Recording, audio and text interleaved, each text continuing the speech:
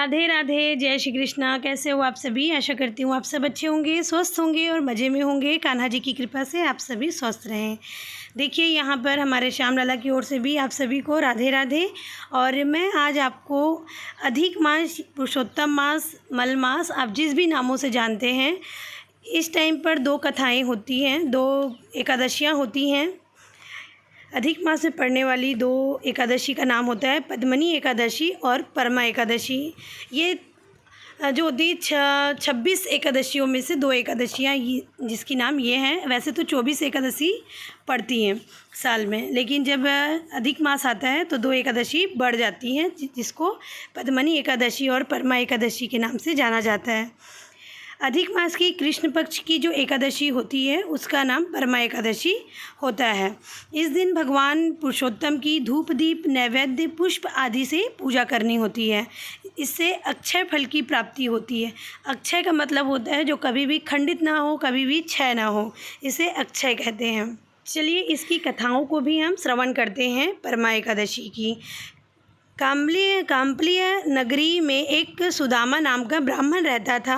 उसकी स्त्री पवित्रा बड़ी पतिव्रता थी, लेकिन ब्राह्मण अपने पूर्व जन्म के किसी कारण से बड़ा दरिद्री था। वे दोनों भिक्षा से ही बमुश्किल अपना जीवन निर्वाह करते थे। ऐसी दशा में भी उसकी स्त्री अपना पतिव्रत धर्म निभाते हुए आए हुए अतिथि का अन्न से सत्कार करती थी, चाहे अपनी भूखी रह जाती थी और अपने पति से कुछ नहीं कहती थी। एक दिन पत्नी की दुर्बलता को देखकर उसने कहा, प्रिय, बिना धन के जीवन निर्वाह कैसे होगा? यदि कहो तो मैं परदेश जाकर कुछ उद्यम करके धन कमा लाऊं। पवित्रा बोली, स्वामी, पति की आज्ञा पालन करना ही पत्नी का कर्तव्य है। आपकी आज्ञा से मैं कहती हूँ कि शास्त्रों के अनुसार जो मनुष्य पूर्व जन्म में दान आदि करता है, वही दूसरे जन्म में पृथ्वी पर प्राप्त करता है। बिना पूर्व संस्कारों के कुछ नहीं मिलता। मेरी समझ में आप यही रहकर उद्यम करें।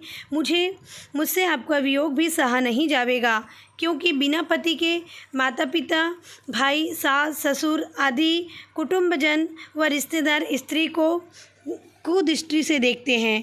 अतः आप यहीं रहें, भाग्य से सब कुछ मिलेगा। पत्नी की बात को सुनकर वह वहीं रहने लगा। एक दिन उनके घर कौंडिल्य मुनि आए। दोनों ने उनका सत्कार करके भोजन आदि कराकर अपना सब दुख सुनाकर कहा, हे मुनि, हमें कोई ऐसा सरल उपाय बताइए जिससे हमारी दरिद्रता दूर हो।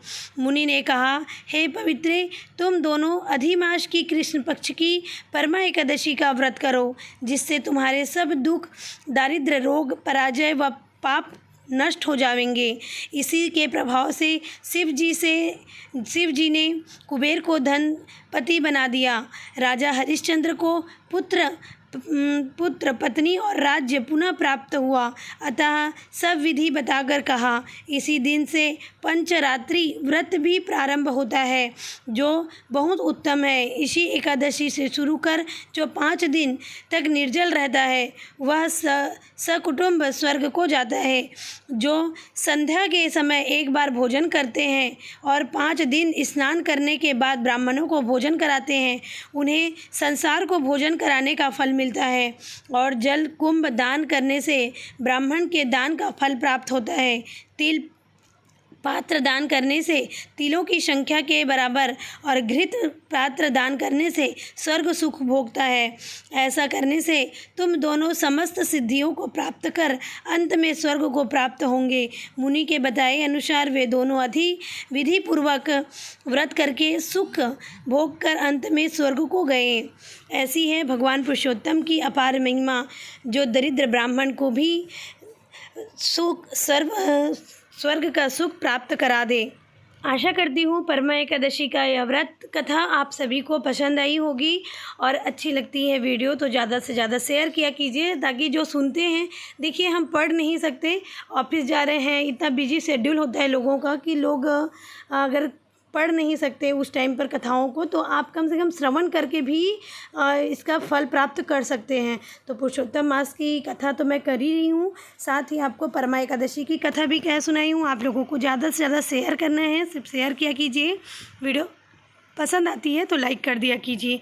धन्यवाद। राधे राधे। फिर मिलूँगी अगले वीडियो में आप सभी से।